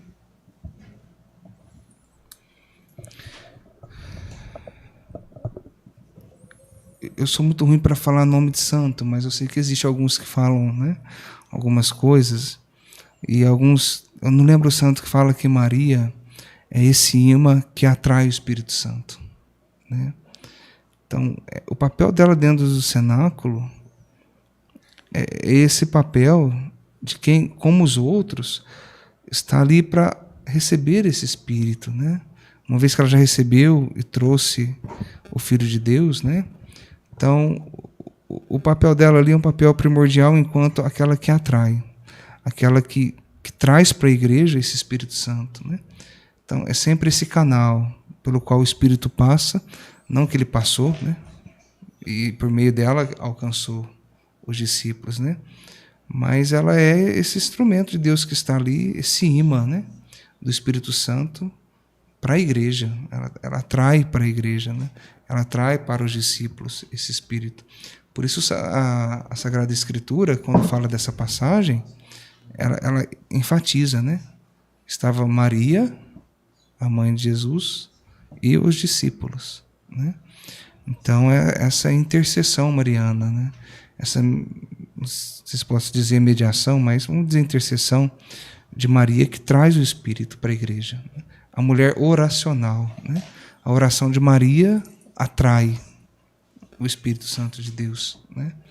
Então essa mulher de oração, que estava em oração com os discípulos, e ela atrai esse Espírito, ela traz o Espírito Santo de Deus, né? E aí, Aletinho? Tem mais uma aqui, ó. Sobre os sinais que ainda surgem nos dias de hoje. Exemplo, da santa que emana mel, Nossa Senhora do Mel. Não sei se o senhor já ouviu falar, que é aqui do lado de Rio Preto aqui. O que a igreja diz sobre esses sinais? Rapaz, Nossa Senhora do Mel, ela foi um momento importante na minha vida. Sério? Sério. O primeiro contato que eu tive foi... Eu era diácono, né? E aí um senhor foi numa reunião do clero e falou sobre ela. Eu, na hora, fui muito cético, assim, duvidei muito. Bobagem, isso não existe, né? É bom você falar isso. Né? Falei, não é isso que Deus quer, eu acho que isso é bobagem. Não dei muita bola para aquilo, não. Até ele entregou um material para nós, para explicar um pouco como tudo aconteceu. E eu vou ser bem sincero, eu nem sei onde foi parar, né? Só que um padre da minha paróquia, que é Restinga, levou ela lá, né? Levou em Restinga. E eu já era padre, eu já tinha ordenado fazia pouco tempo. E aí ele me chamou, falou: padre, o senhor não gostaria de rezar uma missa e tal, né? De participar com a gente aqui? Eu falei: esse dia eu não vou poder não, mas eu vou passar aí um pouquinho. Mas o meu passar lá era curiosidade. Entendeu? Estava muito cético, não estava acreditando naquilo. E lembro que cheguei, era na Praça Central, em frente à igreja, eu fiquei longe. Eu não quis chegar perto. Tinha um palco. De repente, esse padre, virado de costa para o lado que eu estava, ele vira para o meu lado e me vê. O padre Rodrigo ali, sobe aqui. Eu falei: não, estou bem aqui. Ele: não, vem cá, não sei o quê. E eu subi, já me pegou pelo braço assim, me pôs de frente com a imagem, né? E ela estava vertendo muito mel naquele dia. Cara, quando eu olhei no olho daquela imagem, sabe quando parece que o mundo some? E eu só chorava e não entendi o que eu estava sentindo. E aí a minha visão em relação à imagem mudou, né? Porque é um milagre visível, não tem como ninguém negar. É visível, né? Agora, o que a igreja diz sobre isso? A igreja é muito cautelosa, né? Então a igreja ela vai pedir inúmeros estudos, né, acerca disso, porque pode ser inúmeras coisas, né? Pode ser algo que realmente é legítimo, pode ser algo que um ser humano está produzindo, né? Seja, não sei, né, para quem acredita, para a linha da parapsicologia, pode ser feito mecanicamente. Então a igreja ela vai estudar esses fatos. Ela não vai, como o Medjugorje, né? Ela não vai chegar e dizer: não, é verdade. Então ela tem todo um processo de estudo, né, de análise. Já foi feito um tempo atrás, comprovou-se que não era nada provocado por ser humano. Tanto é que ela é aberta embaixo, para você ver que não tem nada dentro dela. Mas a igreja nunca deu um parecer oficial acerca disso, né? Então, nós estamos diante de algo que nós estamos vendo, que tem vezes que ela seca também. Tem vezes que não está vertendo nada. Né? O povo acha que já não tem milagre mais. Né? Não entende nada das coisas. Né? Não é porque vai saber que mensagem... sabia, era mentira. Não sei o quê. Aí, de repente, ela volta. Né? E é assim, como se Nossa Senhora tivesse obrigação de produzir. Como se fosse uma abelha, né? Vai produzindo mel. Mas as não é isso. Tem muito disso, né? De querer sentir, de querer ver, porque senão não acredita. E tudo tem um sinal, tem um sentido por quê. E os elementos que ela verte são todos bíblicos, né? Primeiro ela começou com a água, né? Que ela chorava. Né? Depois o mel, né? Que é a terra que jorra leite e mel. A água pode ser sinal do batismo, né? Depois ela verteu sal. Sal e depois o azeite. Sal da terra, né? O azeite é a eleição, a cura, né? Tá na Sagrada Escritura. E o vinho, que é o sinal da Eucaristia, né? E, enfim, assim, eu também, enquanto sacerdote, eu acredito naquilo que estou vendo, né? Que está ali, mas dizer que o meu acreditar é visão oficial da igreja, não. Não. Né? A igreja não deu nenhum parecer acerca disso ainda. Não sei se vai dar, como que vai ser, né? Mas é um milagre visível que está diante dos nossos olhos, né? Assim como tantos outros que temos por aí, né? Mas ainda não existe um parecer da igreja acerca disso. Mas a igreja é muito sábia nessas coisas, Muito, né, padre? As próprias aparições famosas, como em Fátima, por exemplo, a igreja recomenda a devoção e sim. Só que se eu não, por exemplo, acreditar na aparição, isso não me torna menos católico, e a igreja deixa isso claro. Precisamos entender uma coisa, né? Toda aparição e manifestação de Nossa Senhora não acrescenta nada no dado revelado, né? São revelações particulares. Então isso não vai mudar nada no dado de fé. Isso. Né? Então o fato de você não acreditar não está te fazendo um pecador. Você acredita, na verdade, fé revelada. Né? Deus é criador, o Filho é redentor, o Espírito santificador, e a igreja para a remissão dos pecados. Né? E mesmo uma aparição privada, você está aqui o exemplo de Nossa Senhora das Lágrimas, né? O que pode acontecer? Se eu acredito naquela aparição, mesmo sendo privada, eu posso me aproximar ainda mais de Jesus. Sim, nos ajuda a isso. Exatamente. A nos aproximar de Cristo, a nos converter, né? Agora, sim, ninguém é obrigado a acreditar, né? Mesmo que a igreja, agora a igreja reconheceu, agora todo mundo tem que ter essa devoção. Não, cara, não é por aí, né? Nós precisamos acreditar naquilo que é o dado revelado, aquilo que a igreja nos ensina, enquanto nossa fé, que é o credo, aquilo que nós trazemos. E pronto, essas aparições são realidades privadas que não muda nada nesse dado de fé. Então, acho que é isso que as pessoas precisam ter muita clareza.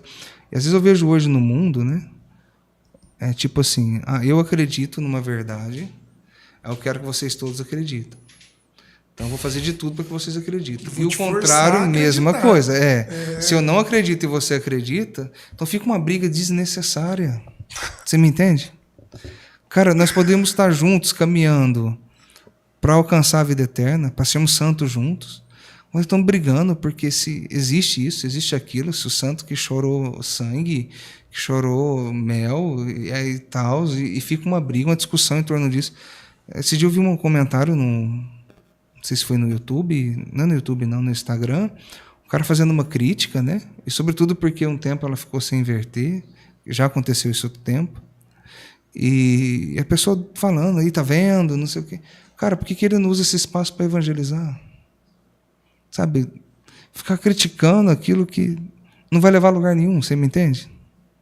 Então, se você acredita, bom, se você não acredita, ótimo, mas o importante para mim é quem? Jesus Cristo. Então, o tempo que eu gasto para criticar o Papa, o tempo que eu gasto para criticar o padre da minha paróquia, se eu evangelizasse, o mundo estaria muito melhor. Faz a sua parte. No mínimo, não precisa nem evangelizar. Reza pela santificação daquele Papa, reza pela santificação daquele padre. Tenho certeza que nós vamos criar uma igreja melhor, uma igreja mais fraterna, mais justa, né? Mas nós gastamos muito tempo aqui, descendo o pau, brigando e falando mal, né? Se o padre falar uma coisa errada na missa, pronto. Vira assunto na cidade. Né? Hoje em dia todo mundo é teólogo, né? Todo mundo quer dar... E aí, o Papa não pode falar nada e já vira um auê, né? Cara, se esse povo todo rezasse pela santificação do Papa, seria muito melhor do que você ficar criando divisão, criando problemas, criando, né? Então, acho que é isso. E às vezes as pessoas, né? Se de uma pessoa, um amigo meu, né, ele nem acredita em nada. Ele não tem uma religião, não é que ele não acredita, ele não tem uma religião. Ele veio me questionar a fala do Papa. Eu falei, meu irmão, mas por que você está preocupado com o que o Papa está falando? Aí ele falou assim, porque ele falou e tal, e isso tem um peso para a humanidade. Eu falei, cara, mas você nem católico é. Ele não falou para você. Ele está falando para nós, católicos. A sua vida não muda nada, irmão. Toca a vida. Agora, se está te questionando, venha para cá. Aí, depois que você estiver aqui dentro, aí nós vamos discutir. Venha conhecer. Fora isso, não tem por que nem eu discutir com ele, entendeu? Então, acho que a gente precisa ter clareza nessas coisas. No meu ponto de vista, nós perdemos muito tempo com aquilo que é periférico, né? Perdemos o foco naquilo que é essencial, que é Jesus Cristo, né? Então, não sei, esse é meu ponto de vista em relação a tudo isso. Se você me perguntar se eu, Padre Rodrigo, acredito no que Nossa Senhora do Mel verte, isso, aquilo, acredito, porque eu vejo, né? Não vai ter como Mas já negar não isso. acreditou. Já não acreditei porque não tinha visto. Exatamente. A partir do momento que eu vi, senti que eu senti, eu passei a acreditar, né? Agora, dizer que isso é a posição oficial da igreja? Não. Essa é a opinião do Padre Rodrigo, né? Pessoal dele. Não estou dizendo que isso que é o que a igreja ensina, que a igreja... Assim como o Papa às vezes dá algumas opiniões dele, ele está falando enquanto pessoa, né? Enquanto ele, é o que ele acha, o que ele pensa. Mas nunca colocou aquilo como verdade de fé. E aí as pessoas, o Papa falou uma coisinha, viram ao erro, né? Então, acho que, no meu ponto de vista, é isso. Eu acredito. Eu vi, já experimentei, vi com os meus olhos. Agora, o que a igreja diz? Ela ainda não apresentou nada oficialmente, né? Então, vamos aguardar que em algum momento ela vai pedir um estudo, ela vai dar a opinião dela, né? Cara, mas tem coisas que não dá, né? Acho que é Guadalupe, do manto, né? A questão do manto. Então, cara, como que você fala como é que que você explica aquilo? A ciência já diz que não tem como fazer um trem daquele. ela não está no manto, né? Ela flutua, né? Ela Parece um flutua, negócio, né? Na hora que você olha... Então, como você vai falar que não? E, sabe? Então, o que é aquilo, então? Como que a pessoa faz isso? Não, e quando também o índio foi levar para o bispo as rosas, né? De que aquelas rosas não tinham ali na região da aparição. E naquele momento também não, né? Naquele momento também não. Não era período de ter Exatamente. essas rosas. Então, né? assim, todas essas evidências não tem explicação. Claro. E igual eu te falei, uma vez até mesmo que a igreja reconheça, né? E fala que reconhece aquela aparição, ninguém é obrigado a acreditar, né? Você é obrigado a acreditar naquilo que são as verdades de fé, aquilo que é dogma, e pronto. E olha, tipo, em Fátima, olha o que Nossa Senhora fala. Olha as coisas que estão acontecendo. Sim. Olha as coisas se cumprindo. Cara, como é... Então, o que é isso, então? Deus nos criou e a gente não teve participação nenhuma nisso, né? E Ele não precisa da gente. Não, mas quis precisar, né? Ele quis. Humilde. Ele não precisa, mas ele quis. Porque tudo isso, né? Quando nós falamos que Deus quis precisar, que Deus ele olha para a humanidade e ele se deixa ser cuidado por essa humanidade, né? Enquanto criança, por Maria, por José, né? Ele deixa ser educado por essa humanidade. Tudo isso em benefício de quem? Nosso. É nosso benefício. É graça de Deus para nós. Então, tudo aquilo que Deus realiza é uma graça de Deus para nós. Então, quando Maria pensa Maria Imaculada, quando Deus pensa Maria Imaculada, é em benefício da humanidade. Quando Ele pensa Jesus se encarnando, é em benefício a nós. Igual você falou, na obra criadora não existe a ação humana, né? Até mesmo quando foi tirar a mulher de Adão, Adão dormiu. Então, não teve participação nenhuma, a não ser doar a costela, né? Então, acho que se a gente tiver clareza disso, que pronto, tudo que Deus faz é para o nosso benefício. Então, quando Ele olha para nós e quer precisar de um sacerdote tão insignificante como eu, quando Ele quer usar vocês aqui nesse programa para evangelizar, para falar, é por graça dele, é por amor à humanidade, é para ajudar a humanidade, é para o bem da humanidade, né? Então, é o tamanho do amor de Deus por nós, né? Tudo que Ele faz. E ainda muitas vezes nós estamos nessa prepotência, né? De eu sou o melhor, o meu pensamento é melhor, o meu jeito de ser é melhor. Cara, e perdendo tempo com isso. E Deus tem algo tão grande para nós. Quando nós estamos comendo aquelas migalhas que estão caindo na mesa do mundo, Deus tem um banquete para nós. Então, acho que Maria nos ensina isso, né? A comer esse banquete. Essa catequese, né? E aí, Arthur, tem pergunta? Alguma coisa? A sua foi respondida, não foi? Foi, né? Como é que tá aí no... Flávio, vamos. Eu tenho, para nós já ir caminhando pro final, né? A gente vê muita pessoal falando, eles não vão escutar, você se repete aí no... Tá. Você vê que o pessoal fala assim, eu trabalho com tudo isso o dia todo, a gente fala muito de Deus, né?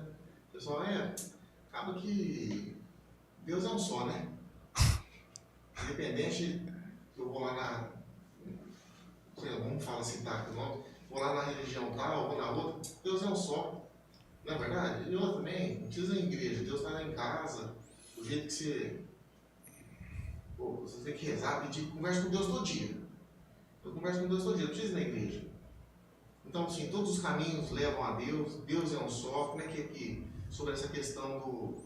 Eu estou na minha casa, eu falo com Deus, nunca teve uma catequese ou um discipulado, vamos dizer assim. Sim. E a pessoa fala que fala com Deus, e eu falo com Deus todo dia. Aí você... A pergunta que veio aqui de bastidores é: Deus é um só, independente da religião, e eu preciso de ter uma religião para eu ter Deus na minha vida? Eu preciso frequentar uma igreja? E aí é o Padre Rodrigo que vai nos esclarecer. Hoje nós estamos vivendo num mundo, né, muito pluralizado, né? Existem muitas, vamos dizer assim, entre aspas, verdades, né? Então cada um tem a sua verdade. Então, se eu for partir de um ponto de vista de um umbandista, eu tenho uma verdade. Se eu vou de um evangélico, eu tenho uma verdade. Se eu for de um católico, eu tenho outra verdade. Isso eu estou falando enquanto mundo, né? Mas eu só posso responder isso a partir da verdade ao qual eu acredito, que é a minha fé, né? E dentro da fé que eu acredito, existe a Sagrada Escritura, existem vários momentos e experiências, né, de profetas, do próprio Jesus, que ele tinha um momento de oração sozinho, né? E aí, nesse momento de oração sozinho, não era uma oração individualista. Porque mesmo a nossa oração individual é uma oração que ela está em comunhão. Porque Jesus mostra a importância da vida comunitária, né? Tanto que ele fala, né, que onde estiver 2 ou mais reunidos em meu nome, eu estou no meio deles. É como um tripé da própria fé, né? Sim, e aí você vê que todos os momentos ele fala, quando Jesus aparece ressuscitado, sempre a comunidade está reunida, né? Então, eu posso encontrar Deus sozinho? Impossível, né? Então, eu posso rezar, ter minha oração individual, é uma coisa, né? Mas Jesus já foi claro, onde 2, ele não falou onde 1. Então, onde 2, ou seja, o encontro com Cristo se dá na comunhão entre os irmãos, na vida comunitária, não é sozinho, né? Então, é muito egoísta da nossa parte querer rezar na nossa casa sozinho, eu não preciso da igreja.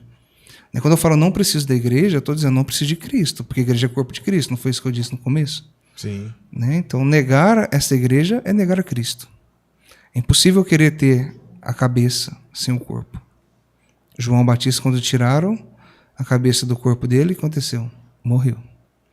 Então, não é possível, então preciso estar em comunhão. Por isso, né, no momento a gente vai afirmar, fora da igreja não há salvação, ou seja, fora de Cristo não há salvação, né? Então, tanto esse Cristo como essa igreja, essa comunidade que me acolhe e me santifica, nós reunimos em torno de um único Senhor, um único Deus, porque a própria Sagrada Escritura diz, né, ele é um único Deus, um único Senhor, né? Então, existe um Deus só, né? E aí, então, quando nós pensamos na dimensão da nossa fé, é um único Deus, que nós caminhamos num único corpo, e essa forma de encontrar Deus. Aí vem agora uma questão, né, um pouco mais espinhosa, que aí existem hoje inúmeras igrejas, inúmeras religiões, e que cada um está dizendo, aqui está a verdade, ali está a verdade. Eu tenho que respeitar essa forma dele querer encontrar Deus, né? Então, eu preciso respeitar isso. Agora, dizer que ali é o mesmo Deus, dizer que ali é a mesma igreja, eu já não posso dizer. Entendeu? Porque eu tenho um dado revelado, que é a Sagrada Escritura. E eu tenho um dado revelado, que é a Sagrada Tradição. E a Sagrada Escritura é muito clara, né? Que Jesus ele fala, tu és Pedro, e sobre ti, Pedro, edificarei a minha igreja. Né? Então, o poder do inferno jamais prevalecerá sobre ela. Então, eu, enquanto cristão, eu preciso acolher isso. Não tem como eu rasgar a Sagrada Escritura. Então, eu não consigo conceber nada fora disso, entende? Então, quando eu falo desse Deus, é esse único Deus. E o lugar que ele se coloca para se manifestar é na igreja. Agora, que outros podem contestar, que outros podem dizer, não, porque não é por aí, né? É por ali. Aí começam as interpretações. Aí eu não posso, eu não estou aqui para convencer, eu tenho que falar aquilo que eu acredito, aquilo que é a minha fé, e pronto. Agora, o que o outro pensa, não, o cara lá acha que é lá que é a igreja verdadeira de Cristo. Cara, eu não preciso nem entrar nessa discussão, entendeu? Porque, para mim, por mais que ele fale, cara, só me provar o contrário que está aqui. Se me provar, beleza. Né? Então, assim, eu acho que é interessante perceber isso, mas já respondendo, né? Eu não posso afirmar que todos os caminhos nos levam ao mesmo Deus. Não posso afirmar. Diante das inúmeras religiões e manifestações que nós temos de Deus por aí. Né? De religiões e formas de ver Deus. Eu posso ver em algumas denominações cristãs o mesmo Cristo, né? A mesma pregação da Sagrada Escritura, mas eu não posso dizer que outras situações também levam para Deus. Aí eu estaria sendo hipócrita, né? E não seria um discurso daquilo que eu acredito, ou daquilo que a igreja prega para nós, né? E é importante nessa linha também de raciocínio deixar claro que a Bíblia que nós temos hoje, ela só existe por fruto dos nossos bispos lá dos primeiros séculos, que chegou no século XVI na Bíblia que temos hoje. E antes do século XVI, o que tínhamos? Tínhamos lá a tradição. Né? Nesse ano de 2025, nós estamos sendo conduzidos na liturgia pelo apóstolo Lucas. E São Lucas era, para quem não sabe, um médico grego e pagão, que escreveu o Evangelho narrado por Nossa Senhora. Sim, e ele era discípulo de Paulo, né? Discípulo de Paulo. Foi aí que veio a conversão dele, né? A Sagrada Escritura em si, de fato, né? Ela não nasceu pronta, né? Nós temos aí fruto daquilo que já vinha na tradição judaica, né? Sobretudo o Antigo Testamento. E depois como a igreja define o cânon, né?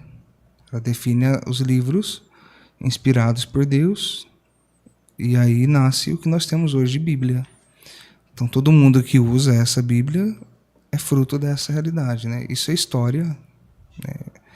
E é outra coisa que é impossível nós negarmos essa parte da história, né? E assim, hoje em dia nós estamos vendo aí muita gente querendo ganhar no grito, né?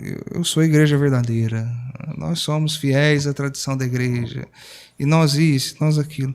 Eu acho isso tão... Essa é uma opinião minha, né? Acho tão fútil no sentido de que, cara, estamos perdendo tempo com coisa que não...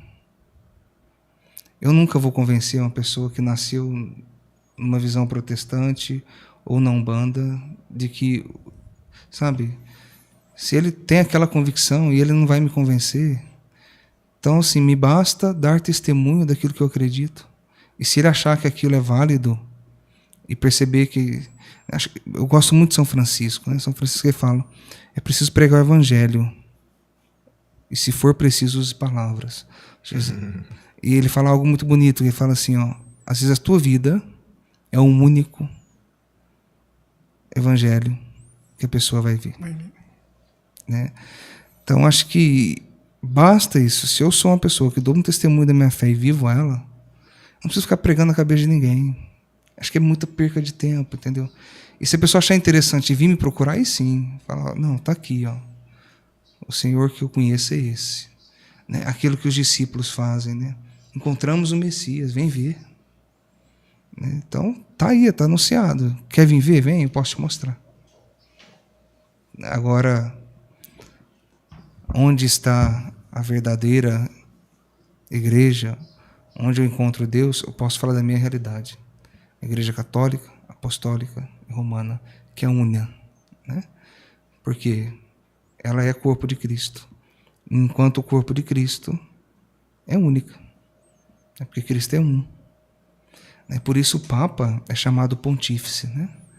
Porque pontífice é aquilo que liga, ponte, né? Liga os dois polos, dois pontos. Quem liga a humanidade com a divindade? Cristo.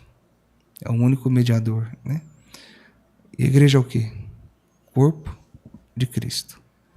Portanto, o Papa, enquanto chefe da igreja, é corpo de Cristo, é pontífice, é ponte, nos liga ao céu. Ou seja, tem a chave que foi dada por Cristo. A ti, Pedro, será dada as chaves dos céus. Tudo que você ligar aqui, será ligado no céu. Tudo que desligar aqui, será desligado no céu. Portanto, aquilo que a igreja determina, é Cristo que está determinando. Aquilo que a igreja é Cristo que é. Por isso a igreja ela é santa. É errado dizer que a igreja é santa e pecadora. Ela não é. Ela é santa porque ela é corpo de Cristo. Em Deus não há pecado. Agora, os seus membros podem ser pecadores e necessitam de conversão. Né? E por meio dela, se unindo a ela, se converte para chegar a Cristo. Amém. Louvado seja nosso Senhor Jesus Cristo. Bom, nós estamos aqui chegando já ao término desse primeiro episódio do Veritas Podcast no ano 2025, contando com a presença do Padre Rodrigo.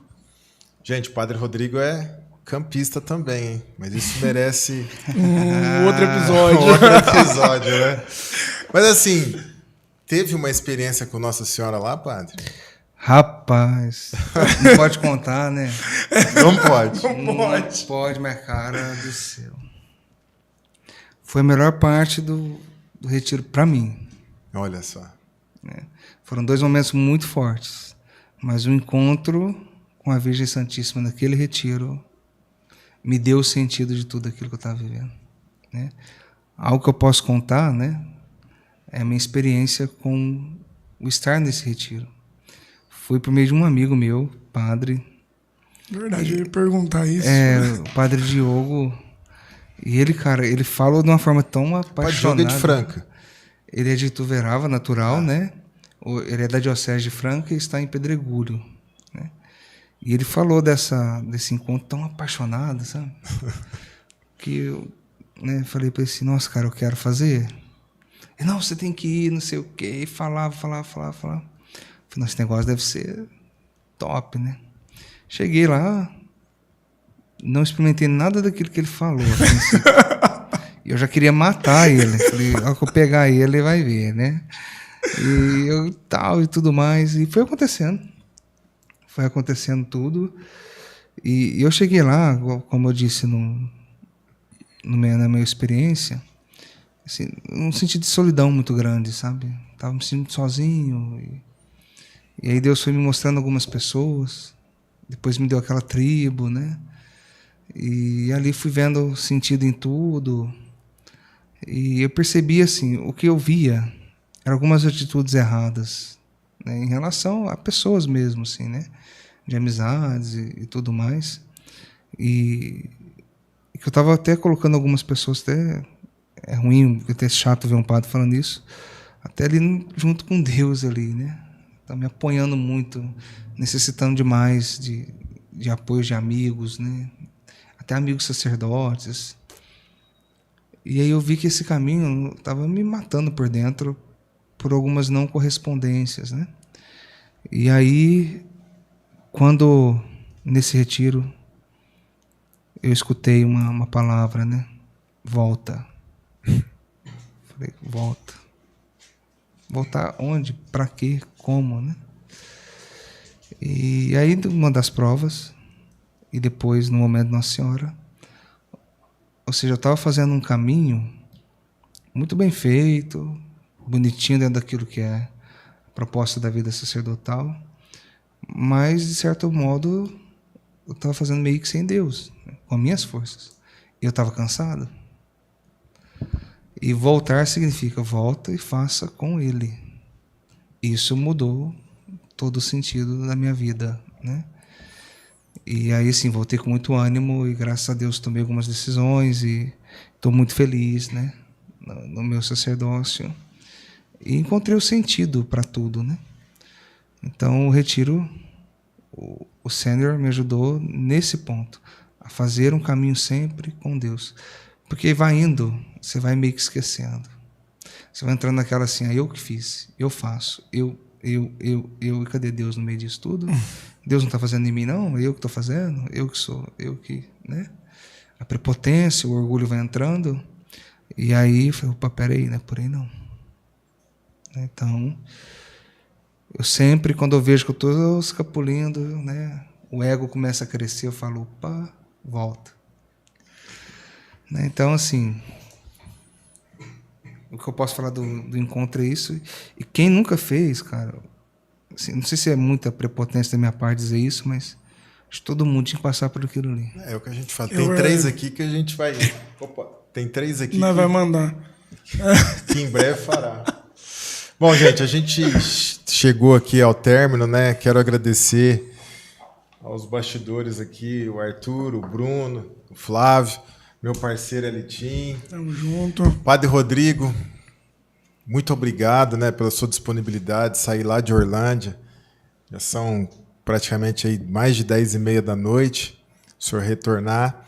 E a casa é sua, né? Deixa uma bênção aí pra gente. Certo. E em breve a gente vai estar aqui para o senhor falar as outras experiências. Combinado. Agradeço aí o convite, tá? A acolhida de vocês. Deixo um abraço lá para os meus paroquianos, né? Pessoal da minha cidade, meus familiares, tantos amigos aí que já me mandaram mensagem, né? Então todos aí, um abraço, um beijo no coração de todos e vamos suplicar a bênção de Deus, né? O Senhor esteja convosco. Ele está no meio de nós. Abençoe-vos o Deus Todo-Poderoso, o Pai, o Filho e o Espírito Santo. Amém. Amém. E é isso. Muito boa noite a todos. Até breve. Abraço.